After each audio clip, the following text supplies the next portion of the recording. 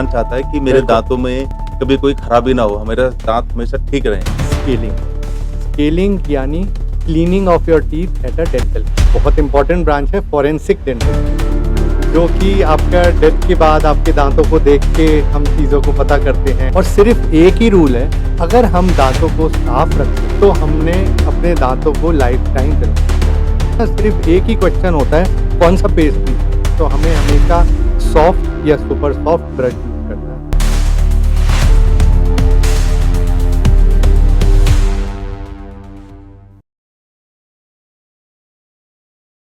Hello viewers and subscribers, मैं Ravindra Sharma talk with Ravindra Sharma show में आपका स्वागत करता हूं। आज हम फिर एक बार अपने स्टूडियो में एक नए गेस्ट के साथ आप लोगों के साथ हाजिर हैं और आज हम फिर से आपको एजुकेशन इंफॉर्मेशन देने की कोशिश करेंगे आपके दांतों के बारे में। आपके दांत एक, आपका मुंह, आपके दांत एक ऐसी चीजें हैं जिसका ख्याल लगभग लोग बहुत कैजुअल लेते हैं, ठीक से उनको ध्यान नहीं रख पाते हैं और जिसकी वजह से उनके शरीर में होने वाली बहुत सारी बीमारी जिनका कॉज सिर्फ हमारे दांत होते हैं। ऐसा मैं नहीं कहता हूं, ऐसा डेंटिस्ट्री कहती है, ऐसा डॉक्टर्स बोलते हैं कि उनकी वजह से हमारे शरीर में बड़ी बड़ी बीमारियां होती हैं जिनका हम ध्यान नहीं रखते हैं। तो ऐसे ही इन्हीं बातों पर चर्चा करने के लिए आज हमारे साथ हमारे स्टूडियो में मौजूद हैं डॉक्टर रजत माथुर।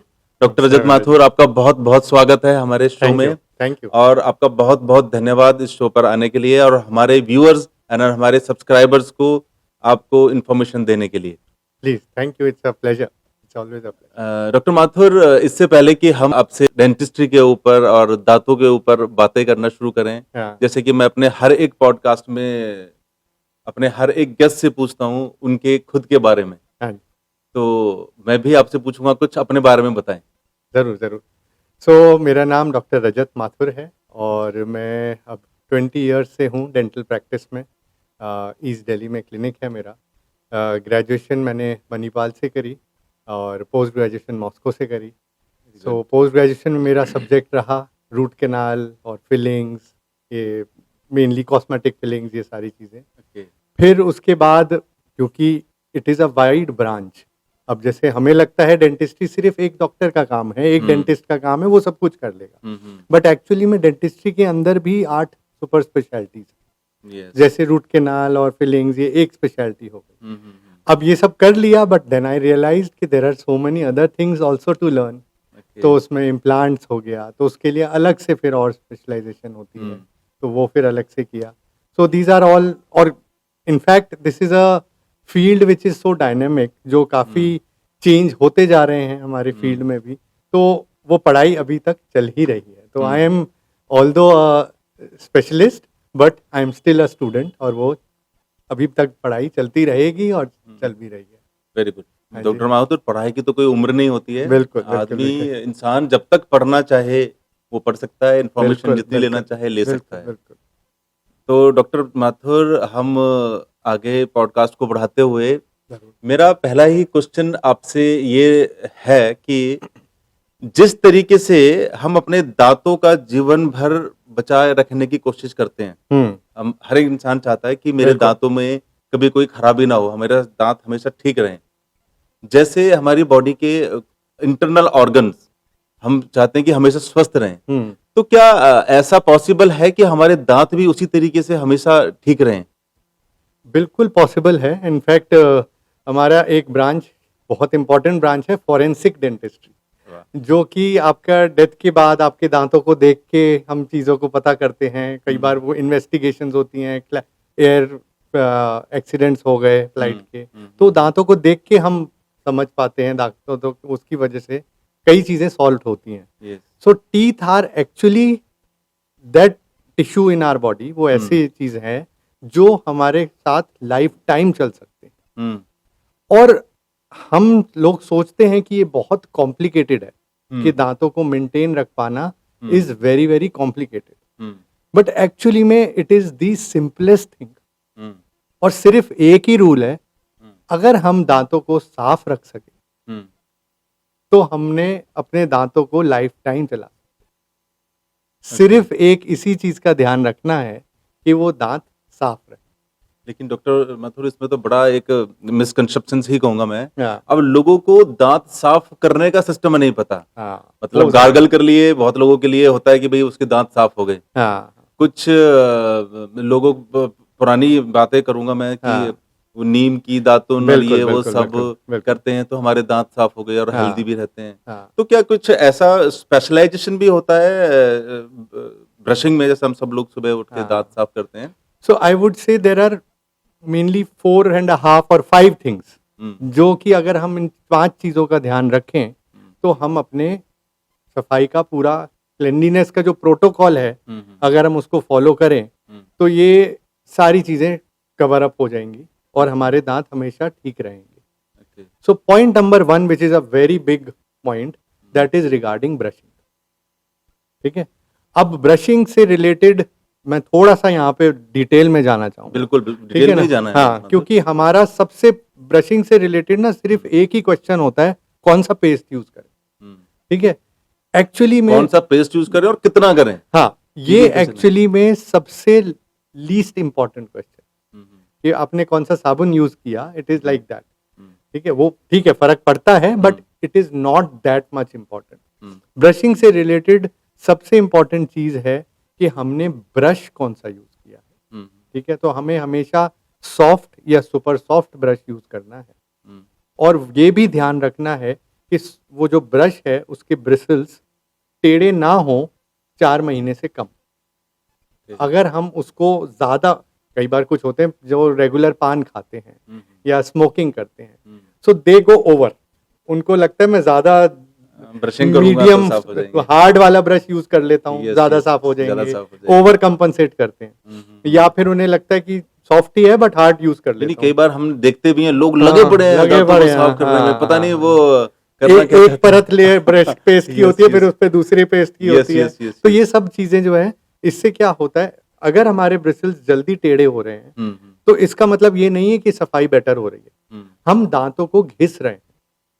तो ओके इसलिए हमें सॉफ्ट यूज करना है, हम्म हमें उसको नॉर्मल फोर्स के साथ यूज करना है। हम्म और ये इंडिकेटर कैसे पता चलेगा, हम्म अगर आपका 4 से 6 महीने के बाद ही वो टेढ़े होते हैं ब्रिसल्स, तो हमें पता चल जाएगा कि हम ठीक फोर्स लगा रहे हैं। हम्म ठीक है, नॉर्मली एक एंगल पे यूज करना है कि हम्म जैसे हम ऐसे नहीं घिसना, हमें ऊपर से नीचे या ऐसे सर्कुलर मूवमेंट करना, क्योंकि ये जो दांत के सरफेस पे लगा है ना गंदगी, वो तो हट जाती है नॉर्मली भी, बट दांतों के जो बीच में फंसा होता है वो नहीं वो निकलता। तब हटता है जब हमने ऐसे किया या राउंड मूवमेंट किया। ओके, और मुझे लगता है कि शायद उसी वजह से कैविटी बनती है अगर वो बिल्कुल, साफ नहीं होता हाँ। है तो। तो वो कैविटीज पे मैं थोड़ा सा बाद में डिटेल में आऊंगा, अभी हम ब्रशिंग पे अगर पूरी बात करते हैं तो एक हमारा हो गया ब्रशिंग से रिलेटेड कि ब्रश हमारा सॉफ्ट हो और उसको ठीक तरीके से मूव किया जाए सब जगहों पे, सिर्फ बाहर की तरफ नहीं, अंदर भी।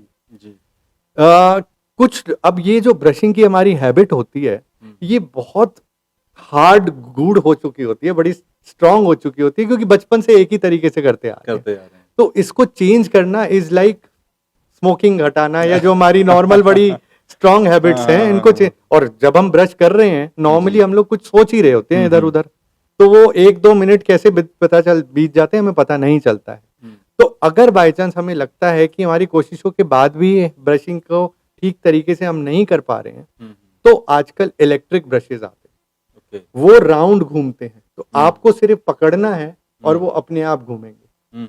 दूसरी एडवांटेज क्या है, जो लोग ज्यादा प्रेशर लगाते हैं, जहां वो इलेक्ट्रिक ब्रश में प्रेशर ज्यादा लगा वो रुक जाएगा। ओके तो दोनों चीजें केटर हो जाती हैं इलेक्ट्रिक ब्रश में, कि आपका वो राउंड भी घूमेंगे, तो मतलब जो लोग मैनुअल ब्रश से ब्रशिंग नहीं नहीं कर पा हैं, रहे ठीक से, तो वो इलेक्ट्रिक से पे, हाँ।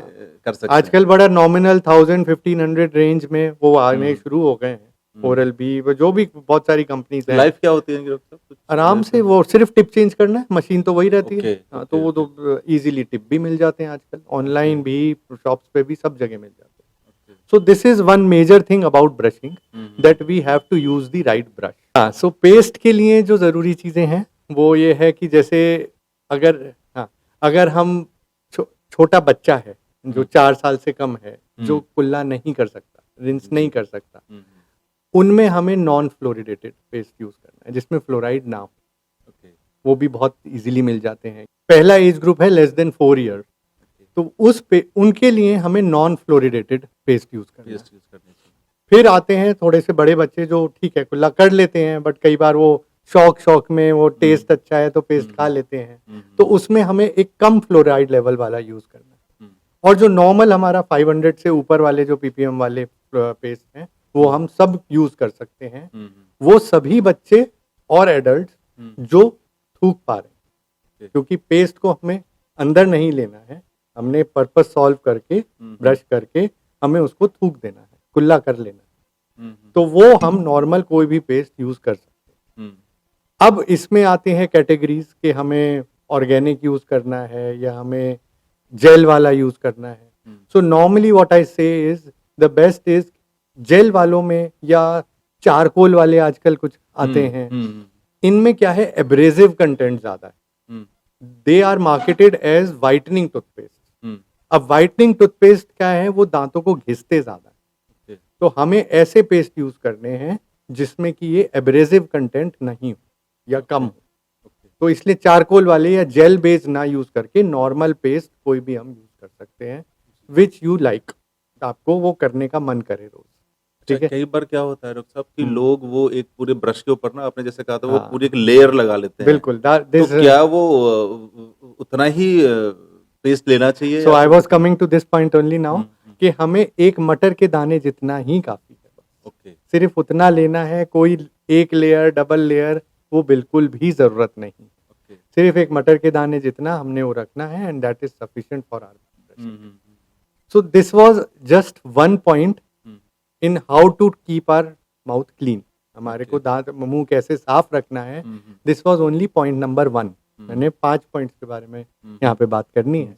तो point number 2 is rinsing. Normally अब क्या होता है, रिंसिंग मतलब कुल्ला करना। ठीक है। अब हमारे नॉर्मली 3 मील्स होते हैं, ब्रेकफास्ट लंच डिनर।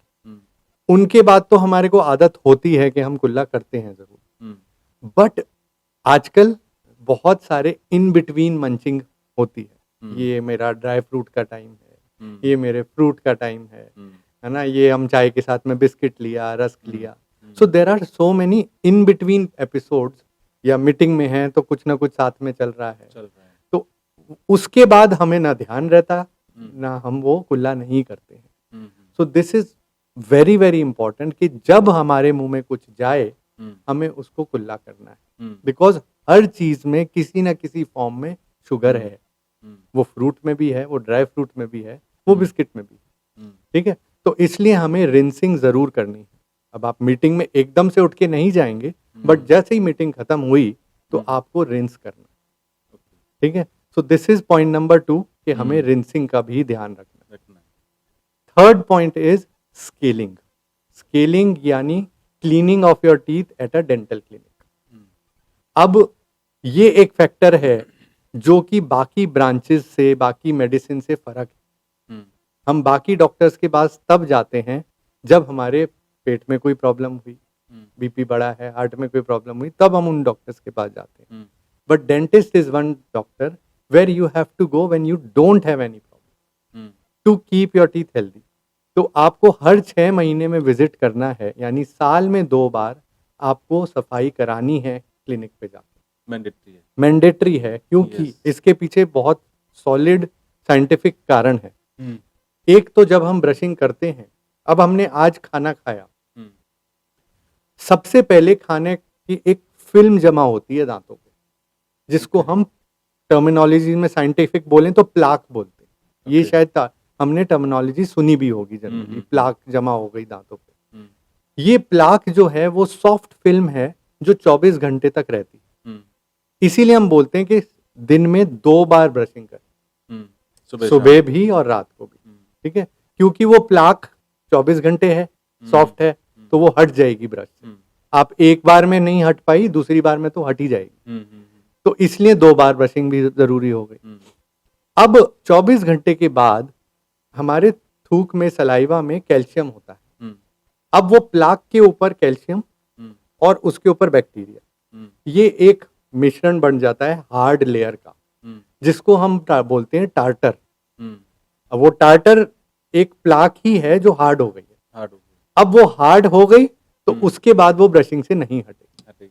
अब आप सोचो, इतना पूरा एरिया है हमारा, हमें आगे के 4-6 दांत तो दिख जाते हैं, पीछे का तो दिखता नहीं है। हम सिर्फ सोचते हैं, अज्यूम करते हैं कि हमने ब्रश कर लिया और सब क्लीन हो गया, बट एक्चुअली में क्या वो क्लीन हुआ है?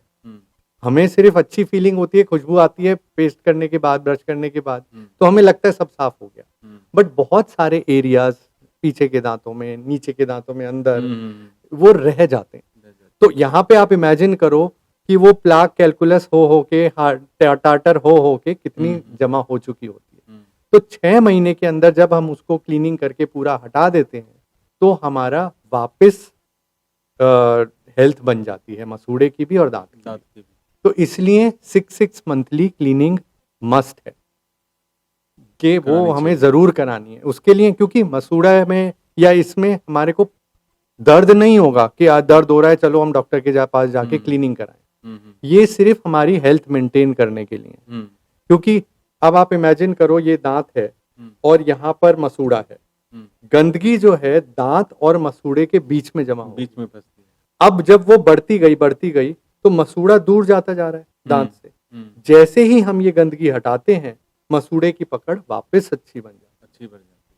अब यहाँ पर एक मिथ जरूर आता है कि क्या ये जो हम हर 6 महीने में अननेसेसरली डेंटिस्ट के पास जा रहे हैं, हमें कोई प्रॉब्लम तो नहीं है, कहीं इससे दांत घिस तो नहीं जाएंगे, कहीं वो इनेमल रफ तो नहीं हो जाएगा या वो घिस तो नहीं जाएगा। तो ये जो सफाई के लिए मशीन्स यूज होती हैं, they are basically ultrasonic machine. So इनसे इनेमल बिल्कुल नहीं हटता है। जो आपका जो नकली जो आर्टिफिशियल टाटर की लेयर है, सिर्फ वो हटती है और उसके बाद थोड़ा सा पॉलिशिंग करते हैं ताकि वो स्मूथ हो जाए। अब जो सरफेस चिकना है उस पे गंदगी कम चिपकेगी, जो सरफेस रफ है उस पे कम ज्यादा चिपकेगी, तो उसको थोड़ा स्मूथ कर देते हैं जिससे कि वो पॉलिश हो। तो इसलिए क्लीनिंग का कोई भी नुकसान नहीं है। और मैं आपको किसी और का एग्जाम्पल नहीं दूंगा, मैं आपको अपना एग्जाम्पल दूंगा। जब मैं कॉलेज में गया 17 साल में, तो मैंने रियलाइज किया मेरे तो दांत बहुत गंदे हैं, दिखते भी गंदे हैं और बहुत सारी चीजें हैं, कैविटीज हैं, फिलिंग्स हैं। So by the time I was 18 मेरा बहुत सारा डेंटल ट्रीटमेंट हुआ, ब्रेसेस का भी, फिलिंग्स का भी।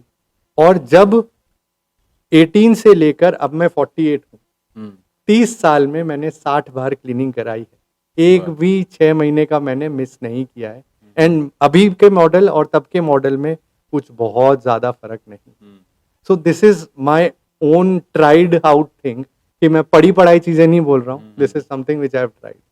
तो इसलिए ये हमारा रिंसिंग और ये बहुत जरूरी है, स्केलिंग आफ्टर एवरी 6 मंथ्स।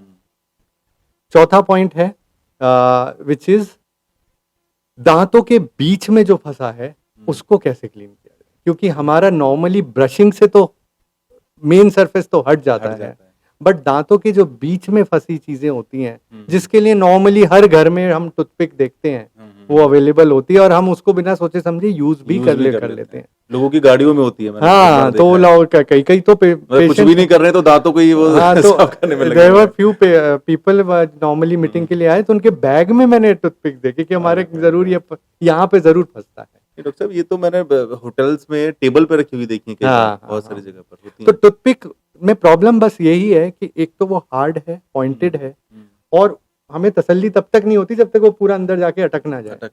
तो उससे ना गम इंजरी के भी चांसेस होते हैं और बार बार करने से थोड़ा वो गैप भी डेवलप होता है। तो there are better ways to clean.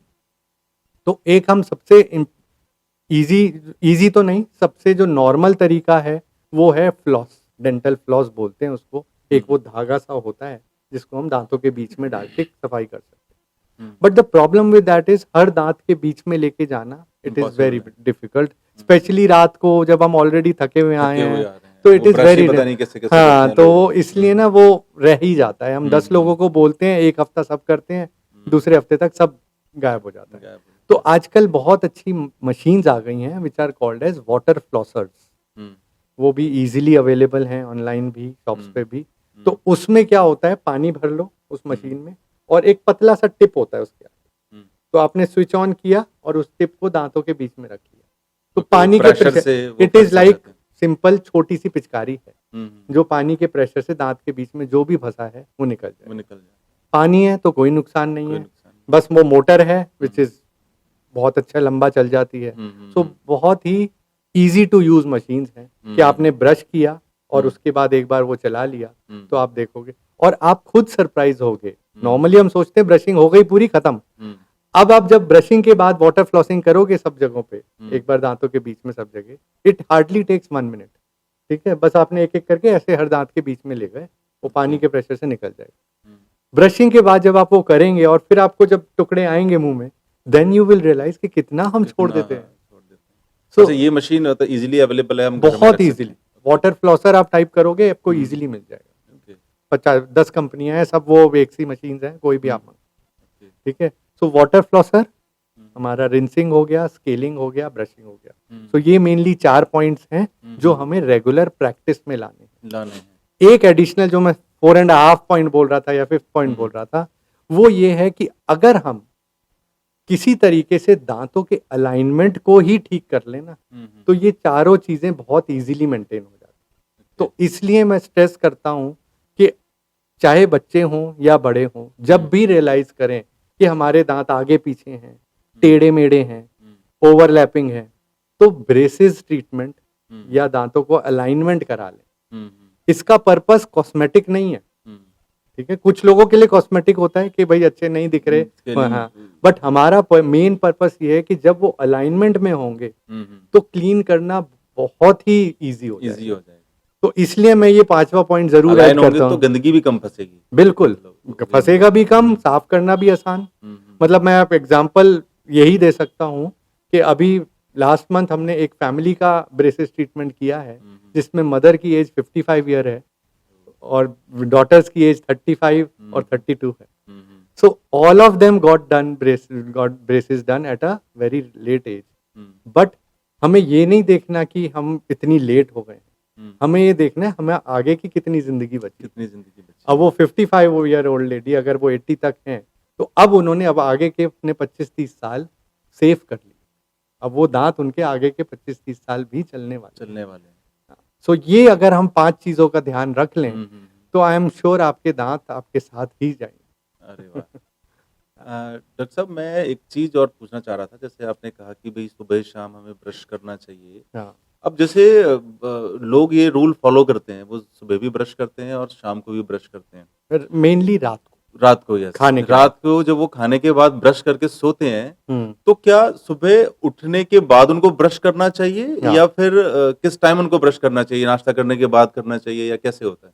So this is a very important question क्योंकि नॉर्मली व्हाट वी से is brush after you eat कि ओके। जो फँसा हुआ है वो निकल वो जाए। निकल जाए। तो अब हमने रात को ब्रश किया है, उसके बाद तो कुछ नहीं खाया है। हुँ, सुबह आप कुल्ला कर सकते हो, रिंस कर लिया। हुँ। ब्रेकफ़ास्ट के बाद करें तो that is the best best.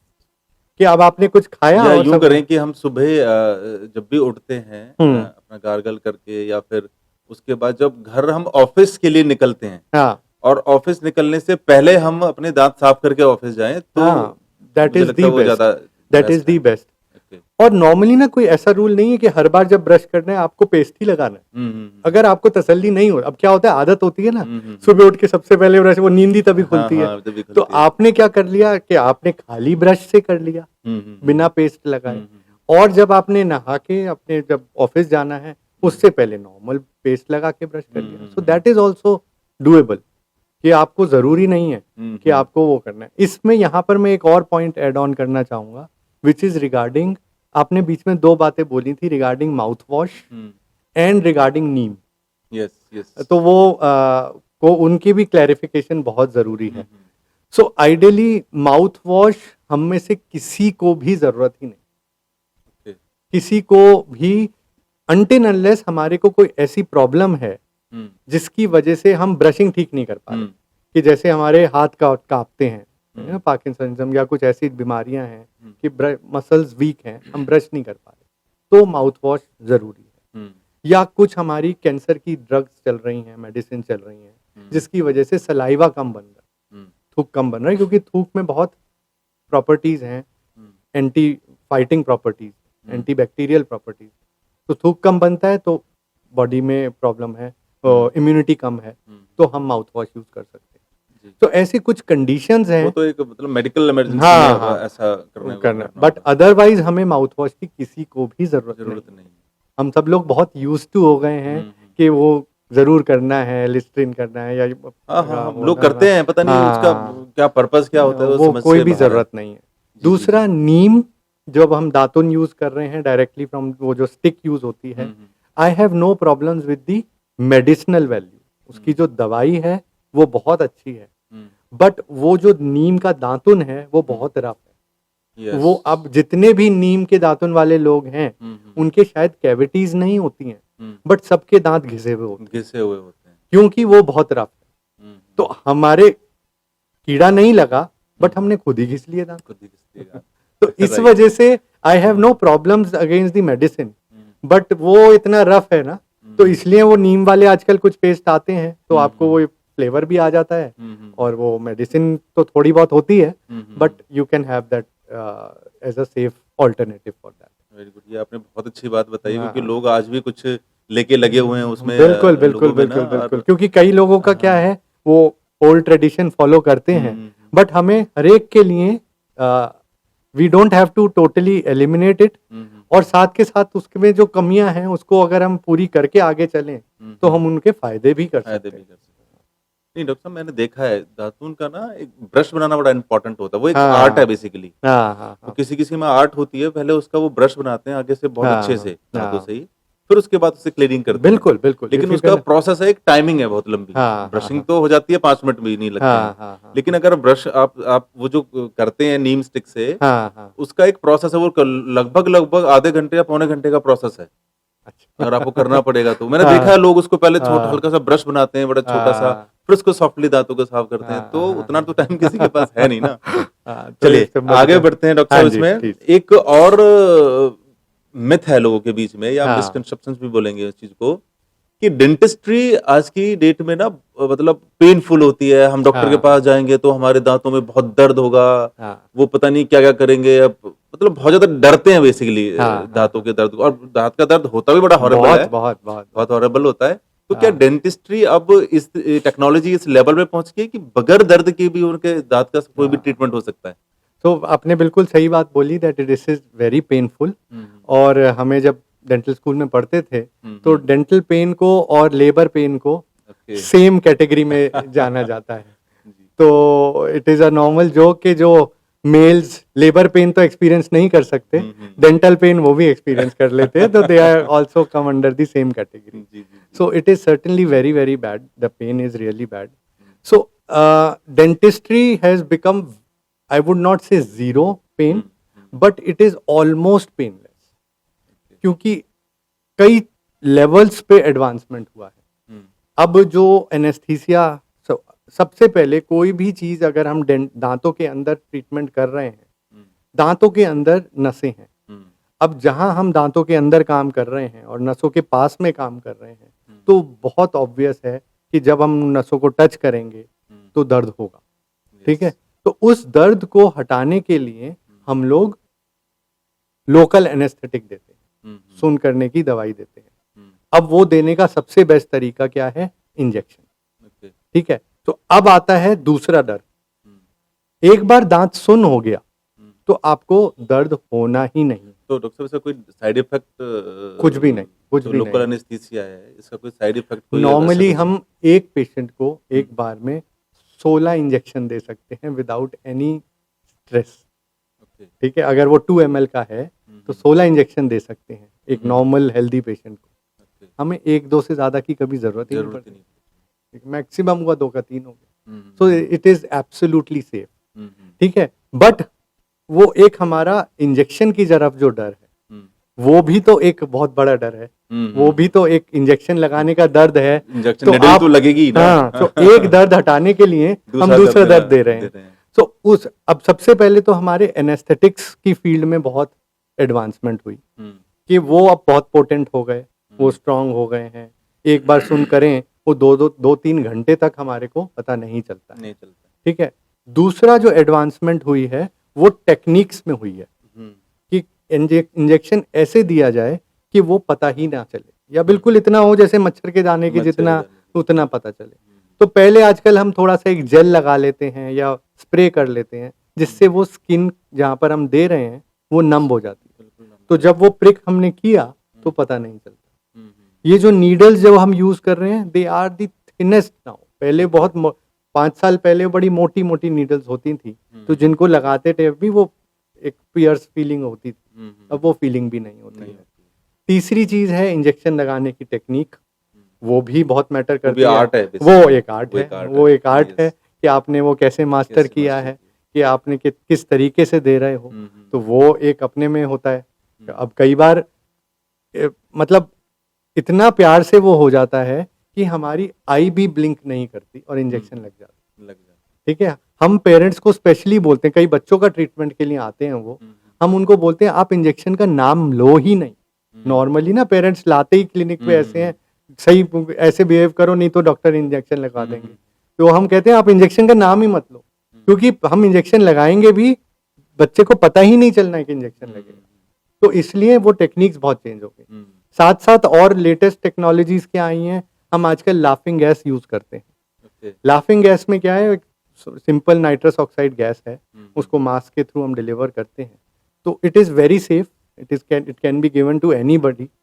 और उससे क्या होता है आपका एंजाइटी लेवल्स कम हो जाते हैं, स्ट्रेस कम हो जाता है, पेन कम हो जाता है। तो इंजेक्शन का भी पता ही नहीं चलता ऑब्वियस है, जब आदमी हंसना शुरू कर देगा तो एंजाइटी कहाँ रहेगी। हाँ तो वो he is in a good mood, तो वो आपको कुछ भी पता नहीं चलता। So these are all the ways जिससे कि इंजेक्शन भी अब इंजेक्शन लग गया बिना प्रॉब्लम के, दवाई का असर हो गया जो हर दर्द को कंट्रोल कर रहा है, तो इट बिकम्स पेनलेस। ठीक है, अब आती है सिचुएशन कि अब आपका ट्रीटमेंट हो गया, ये तो पेनलेस था, घर जाके वहां पर जो हमने काम किया उसकी वजह से जो पेन होगा, क्योंकि आपका कोई भी सर्जरी हो तो थोड़ा बहुत पेन होता है। सो that is taken care with the help of pain killer and sometimes antibiotic. तो वो भी हमारा काफी कुछ कंट्रोल हो जाता है। तो इस तरीके से during the treatment and post treatment दोनों ही सिचुएशंस बहुत बहुत controllable and it is almost painless. Very good. मतलब आप ये कहना चाह रहे हैं कि अब पेशेंट्स को दांतों के लिए हाँ, बिल्कुल डरने की जरूरत डरने नहीं की है। जरूरत नहीं है। उनको दर्द का पता भी नहीं चलेगा और उनके सारे दांत ठीक हो सकते हैं। और बहुत यहाँ अच्छा। पर एक चीज और मैं ऐड करूंगा कि कई बार इस डर की वजह से हम अपनी सिचुएशंस को कॉम्प्लिकेट कर लेते हैं। अब मतलब आपकी तकलीफ बढ़ जाती है हाँ, basically। अभी क्या है, एक कल ही की एग्जांपल है, एक ये लक्ष्य करके पेशेंट है जो कि अराउंड 17 ईयर्स का है। अब उसको 5-6 साल या 7-8 साल में ट्रीटमेंट हुआ डेंटल का, वो उसका इतनी खराब इमेज बनी हुई थी कि उसने अगले 12 साल तक कभी मेरे को दिखाया नहीं। ठीक है, अब now he came yesterday with that much big swelling, infection इतना बढ़ गया था। अब नाउ नॉर्मली एक रूट कैनाल में हमें 1 या 2 विजिट लगते हैं। अब उसकी सिचुएशन इतनी सीवियर हो चुकी है कि वो 3, 4, 5 भी विजिट लग सकते हैं। सो दैट अगर हमें वो पेन से बचना है तो हमें और रेगुलरली पहले पहुंचना है डेंटिस्ट के पास रादर देन पूरा एंड तक वेट करने। तो वो एक्चुअली में डेंटिस्ट्री पेनलेस ही रहेगी। जहां इश्यूज बहुत कॉम्प्लिकेटेड हो गए तो वो थोड़ा सा स्ट्रेस फैक्टर, पेन फैक्टर बढ़ता है। डॉक्टर साहब, एक और भी प्रॉब्लम है पेशेंट्स हाँ। को, उनको मतलब वो इस वजह से भी अपनी अपनी प्रॉब्लम को बढ़ा लेते हैं दांतों की, कि उन्हें लगता है कि डेंटिस्ट्री बहुत ज्यादा एक्सपेंसिव हो गई है, बहुत हाँ। महंगी हो गई है। हाँ। मैं बता रहा हूँ आपको, बिल्कुल कई बिल्कुल, बार लोग इस वजह से भी क्लिनिक पर जाना नहीं चाहते हैं, अपना रूटीन चेकअप नहीं कराते हैं। हाँ। तो इसकी क्या मतलब, क्या सच में ही डेंटिस्ट्री बहुत ज्यादा एक्सपेंसिव हो गई है? देखिए अगर हम पुराने टाइम से कंपेयर करें तो हाँ एक्सपेंसिव हो गई। अगर हम ओवरऑल क्वालिटी ऑफ लाइफ के हिसाब से कंपेयर करें तो it is not at all expensive, because this is such an important thing. अब वो ओल्ड पेशेंट से आप जाके पूछो जिनके दांत नहीं है और वो अब 100 खाने का रह जाता है, वो भी खत्म हो जाए, तो उनके लिए अगर हम किसी तरीके से दांत लगा सकें, फिक्स दांत दे सकें या वो, तो क्या वो उनके लिए एक्सपेंसिव है? तो इसलिए ना जब हम क्वालिटी ऑफ लाइफ को कंपेयर करते हैं तो it is not at all expensive. हाँ, पुराने टाइम से एक्सपेंसिव हो गई है। अब इसमें मैं थोड़ा सा यहाँ पे एलैबोरेट होना चाहूंगा। पहले के टाइमों में ट्रीटमेंट जो है सिर्फ इतना होता था कि दांत निकाल दो हम्म, और डेंचर लगा दो। हम्म, डेंचर और समथिंग जो उतारने पहनने वाला होता, हम्म, पेशेंट उससे कंफर्टेबल थे। हम्म, ठीक है कि ठीक है, अब वो उस टाइम तक वही चीज थी। हम्म, अब हमारी एक्सपेक्टेशंस भी तो टाइम के साथ डिफरेंट हैं। हो जाती है। पहले हम लोग ट्रेन और बसेस में ही कंफर्टेबल थे। फिर फ्लाइट का जो स्टैंडर्ड होता था पहले अलग था, अब अलग है। अब हम हर चीज, तो ऐसे ही हमारे एक्सपेक्टेशंस भी डेंटिस्ट्री की तरफ अलग हुई हैं। अब हम चाहते हैं नेचुरल टूथ हमारे बचे रहें। अब जब उस चीज में हम जानते जाते हैं तो एडवांसमेंट बहुत सारी है। अब मैं आपको एक सिंपल एग्जांपल देता हूं। एक बड़ा कॉमनली प्रोसीजर है रूट कैनाल, ठीक है, जो हम बहुत नॉर्मली करते हैं। ठीक है, अब वहां पर हमने रूट कैनाल किया। अब रूट कैनाल से रिलेटेड 10-15 टाइप की मशीन है जो उसको और better better better better better बनाने में। One of the machine is the microscope, जो कि विजन को 40 टाइम्स 50 टाइम्स बढ़ा देता है। क्लियर कर देते हैं। अब वो जितना अच्छा दिखेगा उतना ही ज्यादा क्लीन होगा, उतनी ही लंबी रूट कैनाल चलेगी। तो अब अगर वो 20-25 लाख की मशीन हम यूज कर रहे हैं, अब हमारे नॉर्मल चार्जेस 5,000 है। अगर हमने उसको माइक्रोस्कोप के साथ में if we do it 6,000, it becomes expensive. But वो रूट कैनाल जो आपकी 2-3 साल चलती थी, अब वो 7 से 10 साल चलेगी या 15 साल चलेगी। एग्जैक्ट प्रॉब्लम पता चलेगी हाँ, आपको देखने से। हाँ, तो अब now we ourselves have to decide whether it has made the treatment expensive or it has made it more better। क्योंकि वो जो आपने 7,000 या 6,000 खर्च किए वो अब आपके अगले 10 साल के लिए, ठीक है, या फिर वो 5,000 जो थे वो 2-3 साल के लिए थे। तो that is somehow we have to compare. तो this is just one example. अब हमारे को कॉस्टिंग 3 चीजें डिसाइड करती हैं। हमारा इंफ्रास्ट्रक्चर, हम जहां पर हैं उस जगह की कॉस्टिंग, फिर दूसरा जो स्किल्स। अब जैसे हमने शुरू में भी टॉपिक शुरू किया था कि वो स्किल्स रेगुलर अपडेट करने के लिए, कभी हमें भी, किसी भी डॉक्टर को नेशनली भी ट्रैवल करना है, इंटरनेशनली भी ट्रैवल करना है, वो स्किल्स हम लेके आए, उसको प्रैक्टिस करना है, उसके लिए आर्मेंटेरियम आएगा पूरा, वो यूज करना है। So all these things add on. So but that is in way one way making the treatment better and more long lasting. So that is something it is नहीं, लाइक मैंने जैसे ये क्वेश्चन आपसे पूछने का purpose ही सिर्फ इतना था, उसका जवाब आपने शुरू में ही दे दिया था कि अगर लोग हर 6 महीने में अपने दांतों का मेंटेनेंस कर लें बिल्कुल। तो दांतों का कोई खर्चा है ही नहीं। हाँ, वो तो हमारा बड़ा सिंपल है। बड़ा सिंपल है, आपका 1500-2,000 रुपए साल हाँ, में लगने हैं, हाँ, बस और बस कुछ होना ही कुछ नहीं है। होना ही नहीं है, कुछ दांत होना आपके ही सिर्फ नहीं हो है। गए।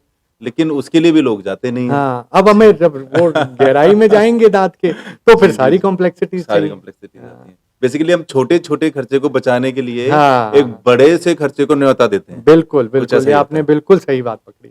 डॉक्टर साहब, हाँ जी। हमारा आपसे अभी नेक्स्ट सवाल मेरा आपके आरसीटी के ऊपर ही है।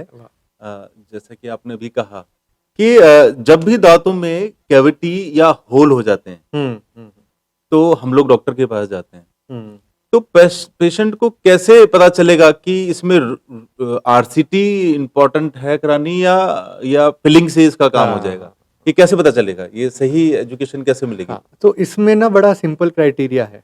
सो नॉर्मली मिथ क्या है इसमें कि अगर दर्द के साथ गए हैं तो रूट कैनाल कराना है, ओके, या अगर बिना दर्द के थोड़ा बहुत ठंडा लग रहा है तो फिलिंग होनी है, which is wrong. Okay, so the only criteria जो यहाँ पे देखना है हमें ध्यान से, कि वो जो छेद हुआ है दांत में, या होल है या कैविटी है, ये तीनों चीजें सेम है। छेद होना, होल होना, कैविटी होना, ये सब एक ही चीज के अलग अलग नाम, ओके, ठीक है। ये जब दांत में हुआ छेद, ये गहरा कितना है, क्योंकि जो पूरा दांत है, दांत के सेंटर में नसें हैं। अब अगर वो कैविटी ऊपर से या साइड से शुरू हुई और धीरे धीरे धीरे अंदर जा रही, अब अगर हम सही टाइम पे पहुंच गए, जल्दी पहुंच गए, तो नसों में और उस कैविटी के एंड में बीच में हेल्दी दांत है, तो फिर हमें सिर्फ उसको क्लीन करके फिलिंग कर देनी है। हम्म, साफ करा और भर दिया, हम्म, इसको हम फिलिंग बोल देते हैं। हम्म, ठीक है, अब वो कैविटी और डीप हुई हुई है अगर, और वो नसों के जगह तक पहुंच गई, तो फिर हमें सारी नसें निकाल के वहां पे फिलिंग करनी पड़ती है, जिसको हम रूट कैनाल बोलते हैं। Root canal. तो इसलिए क्राइटेरिया बड़ा सिंपल है। हम्म। अब वो एक्सरे में भी बहुत इजीली आप भी खुद भी समझ सकते मतलब अगर नसों तक वो होल नहीं पहुंचा है हो, तो फिलिंग हो तो जाएगी। फिलिंग हो जाएगी। और अगर वो नसों तक है तो रूट कैनाल। ओके। तो इस तरीके से हम इसको इजीली पता कर सकते हैं। हम्म। जब डॉक्टर वो आपको एक्सरे लेते हैं तो आप भी खुद भी देख के बहुत इजीली समझ सकते हैं कि ये क्लियरली पता चल जाता है। ओके। थोड़ा सा हमें ध्यान देना है कि जब वो एक्सरे लें और आप भी बोलें कि हाँ हमें दिखाएं, तरह समझाएं, तो कोई भी माइंड नहीं करेगा आपको समझाने में। अच्छा, मतलब अगर आप वो डॉक्टर उनको अक्सर उनका एक्सरे दिखाएगा, प्रॉपर हाँ। दांत की पोजीशनिंग दिखाएगा कि यहाँ पर ये हाँ। प्रॉब्लम है, हाँ, और क्योंकि वो एक्सरे में तो क्लैरिटी होगी बिल्कुल एक्सरे में नस कैविटी सब पूरा क्लियर क्लियर दिख जाता दिखता है, है। तो वो आपको पूरा पता चल जाएगा। Okay, very good. डॉक्टर साहब, इसमें एक और हम फैमिलीज की अगर बात करें, हम्म, तो कोई भी फैमिली अपने अपने परिवार के लिए हम्म, कैसे डेंटिस्ट को या किसी डॉक्टर को, डेंटल हाँ, क्लिनिक को चुने, हाँ, तो जो जो उस क्लिनिक को वो चुने, तो उस डॉक्टर की डिग्री देख के उसको चुने या हाँ, उसका अनुभव देख के, या किस तरीके? क्योंकि डेंटिस्ट की अगर मैं क्लिनिक की बात करूं, डेंटल क्लिनिक्स की, तो हम्म, मार्केट में बहुत, मतलब आपको फ्रीक्वेंटली, मतलब 500 मीटर्स पर ही एक मिल जाएगा कहीं ना कहीं। बिल्कुल बिल्कुल तो ऐसा बिल्कुल, होता है। बिल्कुल। तो उस चीज का वो सिलेक्शन कैसे करें, डॉक्टर को कैसे सी यहाँ पर ना दोनों चीज़ें ज़रूरी हैं, क्योंकि एक तो बहुत इम्पोर्टेंट चीज़ है कि हम फाइनली जब भी किसी डॉक्टर के पास जा रहे हैं या किसी भी प्रोफेशनल सर्विसेज को जा रहे हैं, हमें उस फील्ड की knowledge limited, but at the same time हमें उनकी सर्विसेज चाहिए।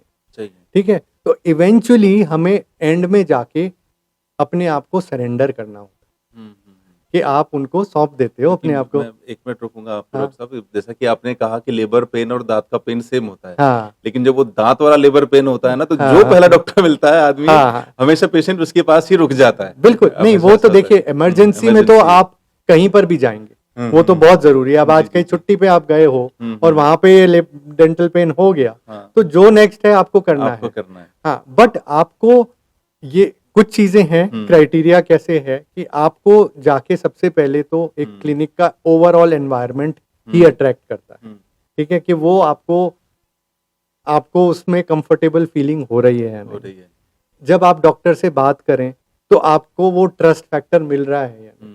कई डॉक्टर्स, अब क्या होता है, हमने कुछ पूछा, अब वो जवाब, हल्का सा जवाब मिला, हमें तसल्ली तो नहीं हुई, बट वो डॉक्टर क्योंकि बहुत टाइम से है या बहुत मशहूर है, तो हम थोड़ा सा इन्फ्लुएंस हो जाते हैं, करा लें।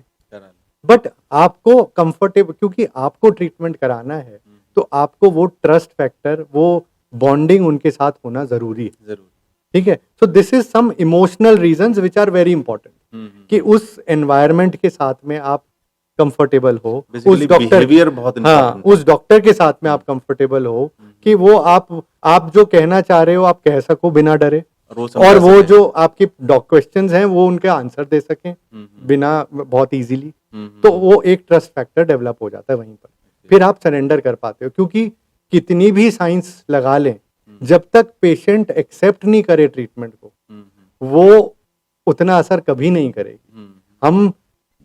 हम सिर्फ एक मीडियम है वो इलाज आगे पहुंचाने का। हमारे लिए बहुत जरूरी है पेशेंट के साथ सिंक्रोनाइज होना, पेशेंट के साथ कंफर्ट वो होना। जब वो हमें दोस्त बन जाएगा तभी हम वो अपनी स्किल उन पे यूज कर सकते हैं और उसका असर होगा। ये एक इमोशनल रीजंस हो गए। दूसरे रीजंस भी हैं, आपको बहुत जरूरी है वहां पे स्टरलाइजेशन। ये एक चीज है जो हमें डिमांड करनी है कि भाई आपने जो वो ग्लव्स पहने, हाँ, ग्लव्स जो पहने हैं, क्या वो हर पेशेंट में चेंज हो रहे हैं? ठीक है, जो वो ग्लासेस हैं, कुछ चीजें डिस्पोज, ये हम सबको पूछना चाहिए कि जो ग्लासेस हैं वो डिस्पोजेबल हैं या नहीं है। ठीक है, सक्शन टिप्स हैं, अब हम काम करते हैं साथ में वो सलाइवा निकालने के लिए, पानी के लिए, हाँ, तो अब कई जगहों पे वो यूज हो रहे हैं। अब इंडिया में तो सभी चीजें होती है ना, तो हमें ये देखना है कि क्या चीजें रीयूजेबल हैं, क्या चीजें डिस्पोजेबल तो हैं। ये चीजें हम जैसे कि बता रहे हैं बिल्कुल, अपने पेशेंट को कि बिल्कुल। वो डॉक्टर को डिमांड कर सकता है कि ये बिल्कुल, चीजें आप चेंज मुझे करें। बताएँ आप दिखाएँ कि आपका स्टरलाइज़ेशन कैसे होता है। हुँ, अब जैसे बेस्ट स्टरलाइज़ेशन होता है, एक ऑटोक्लेव मशीन्स होती हैं, हुँ, जिसमें कि वो सील पाउचेज़ में पैक होता है। हुँ, तो क्या वो यूज़ हो रहा है? या अभी भी हम वो पुराने बॉयलर्स में यूज़ कर रहे हैं? हुँ, तो ये सब चीज़ें बहुत ज़रूरी हैं जाननी, क्योंकि हुँ, बॉयलर में सिर्फ़ 1-2 टाइप के बैक्टीरिया मरते हैं, पूरा स्टरलाइज़ेशन नहीं होता है। हुँ, तो वो ऑटोक्लेव्स मशीन्स हैं, नहीं हैं, ये सब देखना और आपका पूरा हक है कि आप जाके पूछें और समझें। हुँ, सो ये हो गया, एक थोड़ा-सा हम साइंटिफिक पे आ गए। ये भी एक बेसिक क्राइटेरिया है। हुँ, हम किसी भी रेस्टोरेंट में भी जा रहे हैं, तो हम बेसिक क्लीनलीनेस तो चेक करते हैं ना। हुँ, तो ये तो हमारे मुँह में काम हो रहा है। हुँ, तो ये हमारा पूरा अधिकार है और हमें करना भी चाहिए हुँ, कि हम बेसिक स्टरलाइज़ेशन चेक करें। हुँ, थर्डली जो सिलेक्शन का क्राइटेरिया होता है, वो है कि हमें ट्रीटमेंट क्या चाहिए। कि जी, अब जैसे मेरे को रूट कैनाल कराना है, हुँ, तो हम अब जैसे मैं आपको अपने क्लिनिक का एग्ज़ाम्पल दे सकता हूँ। मैं रूट कैनाल में स्पेशलाइज़ेशन किया है, तो मैं रूट कैनाल करता हूँ। हुँ, बट अगर मेरे को कोई कॉम्प्लिकेटेड इम्प्लांट केस करना है, तो मेरे यहाँ उस चीज़ के स्पेशलिस्ट आके काम करते हैं। ओके, या एक ओल्ड पेशेंट है जिनको डेंचर बनवाना है, हुँ, तो उसके स्पेशलिस्ट आके काम करते हैं। हुँ, तो अब एक पेशेंट अलग-अलग क्लिनिक पे अलग-अलग कामों के लिए जाना बड़ा मुश्किल है, मुश्किल है। ढूँढना भी मुश्किल है। उसके लिए खुद को भी बहुत प्रॉब्लम बहुत है। प्रॉब्लम है। अच्छा मेरे को क्या, अब वो खुद तो डायग्नोज़ कर नहीं सकता मुझे क्या करना है। क्या करना तो it is the duty of the doctor कि वो उस स्पेशलिस्ट से वो काम करे। तो वो हमें चेक करना है कि हम जहाँ पे भी जा रहे हैं, हमें ये चीज़ें बहुत ईज़िली डॉक्टर को ऑफेंड नहीं होना चाहिए हुँ, कि अच्छा हम ये जो जो मेरे पे ये काम करेंगे, हुँ, क्या मेरे को थोड़ी-सी उनकी डिटेल्स बता सकते हैं आप? हुँ, कि वो कौन है, क्या है? तो वो अपने आप चीज़ें बहुत क्रिस्टल क्लियर हो क्रिस्टल जाती हैं। क्लियर हो जाती है। And a good transparent clinic is actually one जो ये बहुत कॉन्फिडेंटली इन चीज़ों को शेयर करे। तो क्या डॉक्टर साहब लगभग क्लिनिक्स पर ये फैसिलिटीज़ होती हैं कि अलग-अलग डॉक्टर्स को अलग-अलग अलग-अलग कि सर फैसिलिटीज़ इंडिया को में क्या है, इंडिया में हुँ, इकोनॉमी विन्स। हुँ, तो अब आपको उसको इकोनॉमिकल करने के लिए, क्योंकि ऑब्वियसली जब कोई दूसरे आते हैं, हुँ, हुँ, स्टेक होल्डर्स, शेयर होल्डर्स आते हैं, हुँ, तो हर एक का चीज़ें होती हैं। तो इसलिए बहुत सारी जगहों पे एक ही डॉक्टर सब कुछ कर रहा होता कर रहा हो। है, which is according to me, I have 20 years of experience, hmm, hmm, it is not humanly possible कि हुँ, आप हर फील्ड में मास्टर हो सको, हुँ, डेंटल हुँ, में हुँ, ही सिर्फ, hmm, because there is so much happening in every field. Hmm, तो इसलिए हमारे को जो-जो अब नॉर्मली हमारे क्लिनिक पे तो सब कंसल्टेंट्स हैं हुँ, और वो सब आके करते हैं and we very proudly share their details with the patient hmm, कि हाँ, ये सर्जन है, ये इस डेंचर के लिए हैं, ये गम्स के लिए हैं, गम्स ये के लिए। बच्चों के लिए हैं। सो दैट इज़ और वो भी हाउ। पहले उसको प्रॉपर तरीके से बताते हैं कि बिल्कुल, इसमें ये बिल्कुल, बिल्कुल। ऐसे-ऐसे पहले होगा। आप उनके साथ मीटिंग करो, हाँ, आप इंस्टेंट उनके करो साथ भी और ये दो करना भी उसके चाहिए सबको। बिल्कुल, बिल्कुल, बिल्कुल। दैट्स डॉक्टर साहब एक ना बड़ी एक कॉमन प्रॉब्लम है हाँ, आजकल।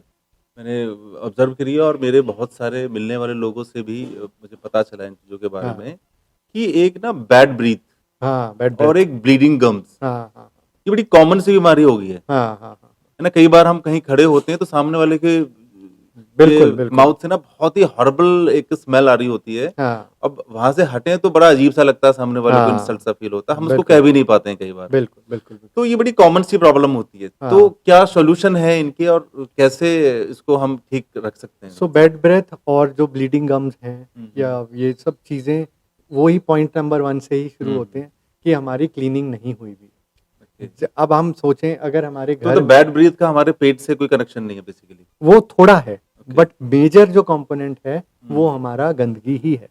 हमारे घर में एक कूड़ेदान जो हम नहीं खाली करते हुँ, अगले हुँ, दिन तक, हुँ, अगर वो वैसे ही पड़ा रहे हुँ, कुछ हुँ, हुँ, महीने, हुँ, तो वो अपने आप हुँ, आपको समझ आ जाएगा कि हुँ, वो कहाँ से बदबू आ रही है कमरे हुँ, में। हुँ, तो इसी तरीके से हमारे माउथ में भी बहुत सारे वो कॉर्नर्स हैं।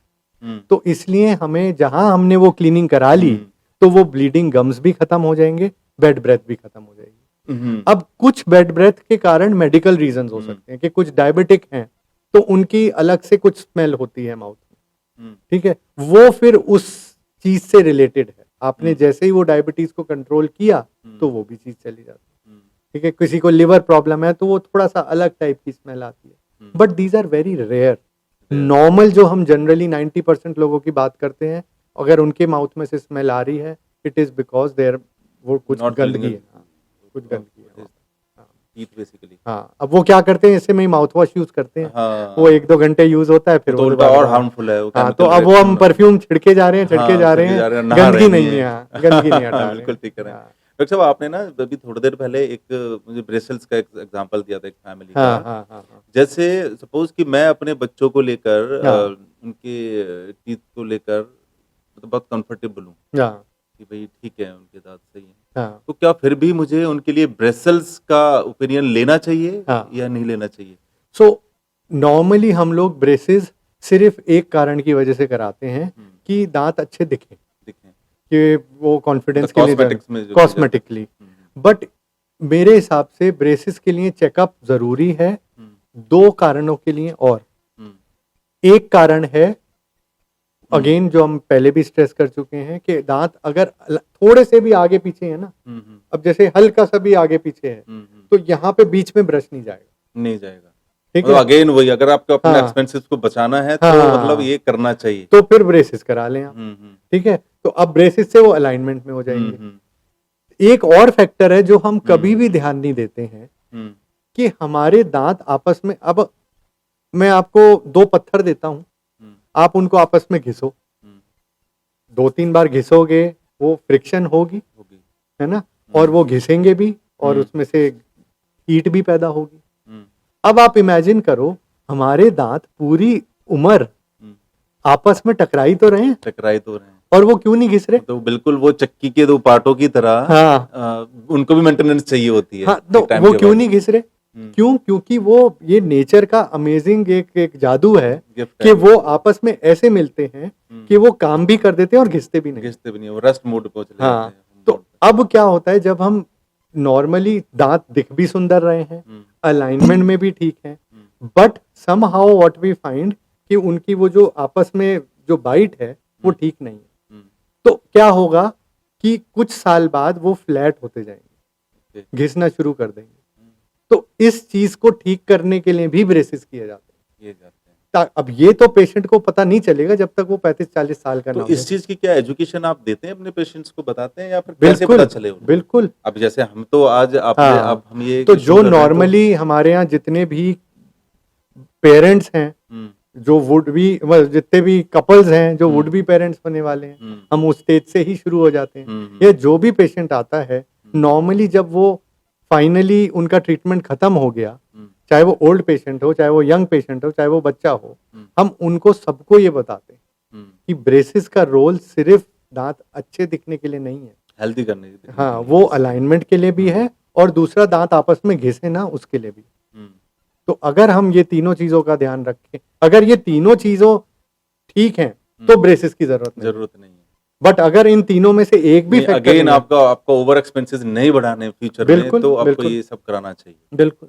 बहुत बहुत बहुत बढ़िया मेरे है ये चाचा तो। जी, उनके दाँत आपस में ना, जब भी वो बंद करते थे, ऐसे टकराते थे। हुँ, हुँ, दिखने में सब सुंदर, बहुत अच्छे, हुँ, बट जब भी वो खोलते हैं, तो एक फ्रिक्शन करते हुए बाहर निकलते हैं, हुँ, ऐसे करते हुए मिलते हैं। हुँ, हुँ, अराउंड 50 इयर्स ऑफ एज, या 55 के होंगे, 60, 55-60 के आसपास में, हुँ, उनके ये सारे दांत घिस गए। ओके। मुझे 6 दांतों के ऊपर, 6 दांतों के नीचे रूट कैनाल करनी पड़ी। हुँ, तो अगर उनका सही टाइम पे ब्रेसेस होता, तो ये तो नौबत ही ये ना सब आती। नहीं आती। बिल्कुल ठीक बात है। ठीक है ना? तो ये सारा एक्सपेंस भी बचता, हुँ, ये हुँ। सब, बट उस टाइम अवेयरनेस नहीं थी। अगर इन चीज़ों को देखें तो डेंटिस्ट्री मुझे नहीं लगता एक्सपेंसिव है। बिल्कुल भी नहीं, बिल्कुल भी नहीं, अगर बिल्कुल सही भी टाइम नहीं। पर अपना आप ट्रीटमेंट करा बिल्कुल, लें तो बिल्कुल। हमें डेंटिस्ट्री बस ये ओपन माइंड के साथ बिल्कुल जाना भी है, एक्सपेंसिव नहीं है। ये ओपन माइंड के साथ जाना एक्सपेंसिव है। तो ये तब हो जाती है जब हम खुद से दाँतों का ध्यान नहीं ध्यान रखते हैं। रहे। हाँ हाँ, जी। डॉक्टर साहब जैसे कि अभी अपने चाचा जी का आपने एग्ज़ाम्पल दिया तो मुझे हाँ। एक और बात ध्यान में आ गई। हुँ। क्या हम उन बड़े बुजुर्गों के लिए कोई ऐसी आशा है उन बड़े बुजुर्गों के लिए जिनके मुँह में एक भी दाँत नहीं है? बहुत, बहुत, अब आजकल तो बहुत अच्छे ऑप्शंस हैं उनके हुँ, लिए। हुँ, हम ऐसे इस ओल्ड एज के लिए, जिनमें 2 लोगों के दाँत नहीं हैं, हुँ, जो एक वरदान है, वो hmm, dental implants. Hmm, now dental implants are titanium के स्क्रूज हैं, हुँ, जो हम बोन में लगा देते हैं, हुँ, और वो titanium is the only metal which is hmm, bone friendly. Hmm, वो बोन के साथ, बोन को ऐसा लगता है ये मेरा पार्ट है और बोन उसमें ग्रो कर जाती है। अब वो स्क्रूज लग गए, उसके ऊपर हम कैप्स लगा के दांतों को परमानेंट फिक्स कर सकते हैं।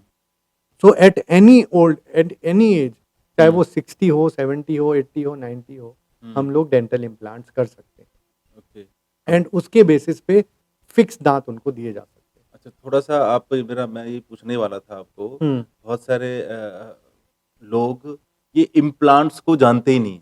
हाँ। Basically what is implants?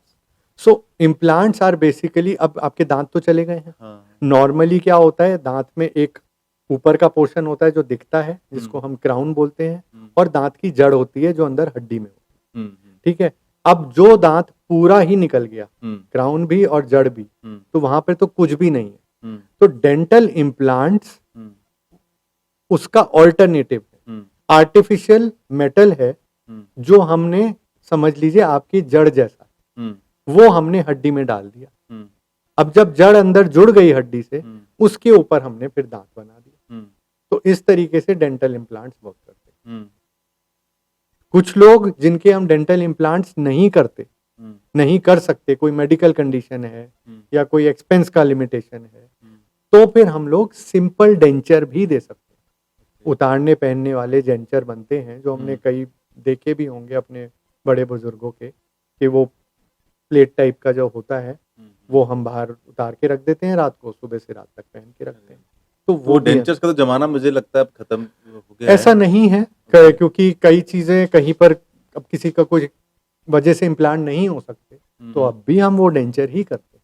दोनों में क्वालिटी प्रोडक्ट क्या होता है? ऑब्वियसली Implants होते हैं? सी देखिए, जो चीज रोज उतारनी पहननी है वो कंफर्टेबल नहीं है। Okay. जो चीज आपने एक बार लगा लिया, उससे सब permanent कुछ हो कर गया। है, वो परमानेंट वो हो गया, permanent फिक्स हो हो गया। गया, तो वो सबसे ज्यादा कंफर्टेबल है। ठीक है, तो आपको, आपका ना वो एक, कोई चीज उतारने पहनने वाली होती है ना, तो एक अंदर से डर भी होता है कि भाई मैं बाहर जा रहा हूँ, अपने आप तो नहीं अपने निकल आप जाए, तो तो नहीं निकल जाएगा। होता है, बहुत बार होता है। तो एक वो एक बड़ा embarrassing सा feel होता है चाहे ऐसे। वो कितना भी अच्छा बना हो, बट वो फियर हमेशा रहेगा। बट इम्प्लांट्स के साथ या फिक्स्ड दांतों के साथ वो नहीं रहेगा। तो डेंटल इम्प्लांट्स वो आर्टिफिशियल जड़ हैं, मेटल की जड़ें हैं, जो हमने दांत हड्डी में अंदर डाल देते हैं और उसके ऊपर फिर सारा कुछ बन जाता है। डॉक्टर साहब, एक चीज और बताइए, क्या एक गुड फूड हाँ, का भी हमारे दांतों की हेल्थ के लिए मायने रखता है? बिल्कुल मायने रखता है, क्योंकि दांत भी हमारे बॉडी का ही पार्ट है। तो जैसे न्यूट्रिशन बाकी जगहों पे काम करता है, यहाँ पर भी करता है। कुछ कुछ चीज़ों का हमें ध्यान रखना है। फूड से रिलेटेड 2 इम्पॉर्टेंट बातें मैं ज़रूर बताऊंगा। बाकी आप हर एक का अपना अपना रीजन वाइज वो अपना खाने के प्रेफरेंसेस हो सकते हैं, बट 2 चीज़ों का ज़रूर ध्यान रखें। एक तो हमारी फ्रीक्वेंसी ऑफ मील्स, मतलब जब मैं छोटा था तो हमारे 3 मील्स होते थे, बीच में 1-2 बार दूध पी लिया सुबह और शाम को, तो हमारे 5 बार हमने कुछ खाया होता था। ठीक है, आजकल के बच्चों को अगर हम कंपेयर करें तो वो 5 नहीं है, वो 8-10 है। मतलब 8-10 बार कुछ ना कुछ हम बच्चों को खिला रहे होते हैं। मैं एक नॉर्मल एवरेज फैमिली की बात कर रहा हूँ, बिकॉज हमारा लाइफस्टाइल इंप्रूव होता जा रहा है विद टाइम। जितनी भी नंबर ऑफ टाइम्स हम खा रहे हैं, उतने शुगर एपिसोड ज्यादा हो रहे हैं। क्योंकि एक बड़ा नॉर्मल क्वेश्चन ये आता है कि पहले कैविटीज इतने नहीं होते थे, अब छोटे छोटे बच्चों के भी कैविटीज होने लगे। उसके भी पीछे कारण यही है कि हम हर 2-2 घंटे में जो कुछ ना कुछ खिलाए जा रहे हैं, वो हमें, वो बीच में ना गैप होना जरूरी है। एक तो हमारे नॉर्मल सिस्टम के लिए भी जरूरी है डाइजेस्ट करना और फिर खाना। तो इसलिए वो 5-6 मील्स से ज्यादा ना हो दिन में। 3 तो मेजर मील्स हो गए, उसके बाद 1-2 या 3 ही हो मैक्स। नॉर्मली क्या है, टेबल पे भी कुछ पड़ा है, आते जाते एक चिप्स खा लिया, एक कुछ खा लिया, हाँ अच्छा ये पड़ा है वो कर लिया। बच्चों को भी खेल रहे हैं, भागते भागते कुछ चीजें मिल जाती हैं, वो हर राउंड में कुछ ना कुछ खा रहे हैं। तो वो हमें लिमिट करना है। इससे एक और बहुत बड़ी चीज ठीक हो जाएगी कि वो जो पेरेंट्स की कंप्लेंट रहती है कि जब डिनर का टाइम आता है, लंच का टाइम आता है, ये बच्चा कुछ खाता ही नहीं है, क्योंकि वो सारे टाइम ही खा रहा है, तो वो उसको भूख ही कहाँ लग रही है। हमने उनको एक्सपीरियंस ही नहीं करने दिया भूख। ठीक है ना, तो एक तो ये चीज है यहाँ पर कि हमारे को खाना जो है फ्रीक्वेंसी लिमिट करनी। हम्म, दूसरा जो चॉकलेट्स हैं या इस टाइप के बहुत स्वीट स्टिकी थिंग्स हैं, हम्म, इसको भी लिमिट करना, क्योंकि आजकल हम हर कोई किसी को गिफ्ट में चॉकलेट ही दे रहा है। Hmm, it is such an easy gift और अट्रैक्टिव पैकेजेस में होता है, हमारे लिए बड़ा आसान है। बट उसके जो नुकसान है ना, क्योंकि वो क्या होता है, वो फेंक भी नहीं सकते हम, हम्म, और वो हमारी टेबल पे ही पड़ा रहता है, हम्म, या फ्रिज में भी खोलते ही सबसे पहले वही चीजें दिखती हैं। हम्म, अब आज अगर हमारा किसी का स्ट्रेस लेवल हाई है या आज कुछ मतलब मूड अच्छा नहीं है, this is a very comfort food for us to eat, hmm, और हम एकदम से वो चॉकलेट का रैपर खोल के खाते हैं, वो शुगर मिलती है हमें, बड़ी तसल्ली सी हो जाती है। बट वो जितना चिपकता है ना दांतों के साथ में, हम्म। वो हार्मफुल। आजकल तो लोग खाते ही बड़ा मैदा हाँ टाइप्स की चीजें हैं हाँ, तो मोस्टली। इसलिए मैं ये चाहता हूँ कि हम चॉकलेट्स का या स्टिकी चीज़ों का ये रूल बनाएं कि वो वीकेंड पे कर लें। हम टोटली एलिमिनेट करेंगे ना तो वो भी बड़ा ज़रा हार्ड रूल हो जाता है। तो वीकेंड पे चलो शौक के लिए हम बाहर कहीं गए तो लेकिन निकाल उसके लिया, बाद ब्रश जरूर करें। वो तो बहुत है ही, बहुत वो तो important जब भी खाएं, मतलब वो हम चाहे हेल्दी फूड भी खा रहे हैं उसके बाद भी ब्रशिंग जरूरी है। तो वो आप फूड हैबिट्स में ये दो चीजें हैं जो एक्चुअली में गड़बड़ हैं। एक lot of sticky and high sugar foods are going, and second thing is frequency of sugar episodes are 8 to 10 in a day. आप एक बार मार्क करना शुरू करो अपने अपने बच्चों के साथ कि कितनी बार खाया, वी विल बी सरप्राइज, वो 10-15 भी हो जाते हैं। हो जाते हैं। हाँ। बिल्कुल, हमारे खुद के हो जाते हैं ऑफिस में, कई बार हाँ, पता नहीं चलता है, पता गेस्ट नहीं आते चलता रहते है। हैं, तो वो हमें मालूम ही नहीं चलता है कई बार। वो हमें चीजों का डॉक्टर साहब, इसमें एक चीज और मैं आपसे पूछना चाहूंगा, हम्म, डेंटल हेल्थ, डेंटल हेल्थ का हमारी ओवरऑल हेल्थ के साथ कोई कनेक्शन होता है? बिल्कुल। So dental health, dental mainly हमारा न्यूट्रिशन का प्रोसेस तो यहीं शुरू हो रहा है। हम्म, अब नॉर्मल रूल क्या कहता है कि जब हमने खाना खाया, हमारा 50% डाइजेशन तो यहीं पे होता है, हम्म, और 50% के लिए बाकी बॉडी रेडी होती है। हम्म, पेट, इंटेस्टाइन्स, सारे जो सारा जीआई सिस्टम है वो बाकी 50% के लिए है। अब अगर हमारे किसी वजह से यहाँ पे च्यूइंग कॉम्प्रोमाइज है, क्यों? क्योंकि दांत कम है, या दांत ठीक से मिल नहीं रहे हैं, या दांत ठीक से खाना चबा नहीं रहे हैं, ठीक है, या फिर हमारे कैविटी है, हम इधर से नहीं चबा रहे, सिर्फ एक तरफ से चबा रहे हैं क्योंकि इधर दर्द होता है। तो अब हमने क्या कर दिया, इवेंचुअली हमने यहाँ पर वो डाइजेशन को करा सिर्फ 25% या 20%, और हमने सोचा नीचे सब काम हो जाए। नीचे की मशीनरी इतनी तैयार नहीं है, तो इसलिए हमारा न्यूट्रिशनल अपटेक, हम जो भी खा रहे हैं वो लिमिटेड होता है। तो इसलिए डेंटल हेल्थ को मेंटेन करना, ताकि वो अपना 50% डाइजेशन माउथ में ही करे, वो बहुत जरूरी है। Thank you so much doctor साहब, आज आपने ये डेंटल के ऊपर जो इतनी एजुकेशन दी है हम लोगों को और हमारे सब्सक्राइबर्स को, हमारे व्यूअर्स को, मुझे लगता है अगर ये इसमें से इसका 50% भी कोई यूज कर लेगा, मतलब अपने दांतों को ही सुबह शाम कोई साफ करना शुरू कर देगा, तो मुझे लगता है उसको कभी प्रॉब्लम कोई होनी नहीं है। सर, मैं जब हमने डेंटिस्ट्री शुरू की थी ना, हम्म, तो इट वाज जस्ट कि मेरे पास ये चीज़ें आ गई थी, ये नॉलेज आ गई थी। बट जैसे जैसे यूज़ करना शुरू करा, जैसे जैसे प्रैक्टिस करना शुरू किया, जैसे जैसे इसके लोगों से मिलने लगा, उनकी प्रॉब्लम सॉल्व हुई, तो मैंने रियलाइज़ किया कि ये तो एक एक अमेजिंग आर्ट है, एक इतनी कुदरत का करिश्मा है जो हम सबके पास है, और समहाउ हम बस उसको इतनी इम्पोर्टेंस नहीं देते। इम्पोर्टेंस नहीं देते। But this is amazing thing, जो जब चीज किसी के पास नहीं होती नहीं है तो होती ना, उसकी तब इम्पोर्टेंस realize तब होता है। समझ में आती है। बिल्कुल बिल्कुल बिल्कुल। Thank you so much doctor साहब, बहुत Please, बहुत thank you. धन्यवाद आपका। और मैं अपने सब्सक्राइबर्स को और खासकर व्यूअर्स को ये कहना चाहूंगा कि इस चैनल को वो जरूर सब्सक्राइब करें, और कम से कम, मैं हमेशा बोलता हूं, अपने किसी एक जानने वाले को जरूर भेजें और उसके सब्सक्राइब करने के लिए बोलें, क्योंकि अगर ये एजुकेशन, ये सब चीजें आप सुनेंगे, देखेंगे और अपनी लाइफ में इन सब चीजों को करने की कोशिश करेंगे, तो मुझे लगता है कि आपकी लाइफ बहुत हेल्दी लाइफ होगी। आपको ओवर एक्सपेंसेस, जैसे कि डॉक्टर साहब ने बताया कि आप कुछ चीजें रूटीन से करेंगे तो आपको जिंदगी में कभी पैसे खर्च करने की जरूरत नहीं पड़ेगी। तो मैं सभी से रिक्वेस्ट करता हूं कि आप इस चैनल को लाइक, सब्सक्राइब और शेयर जरूर करें। थैंक यू डॉक्टर साहब, thank you so much. Thank you.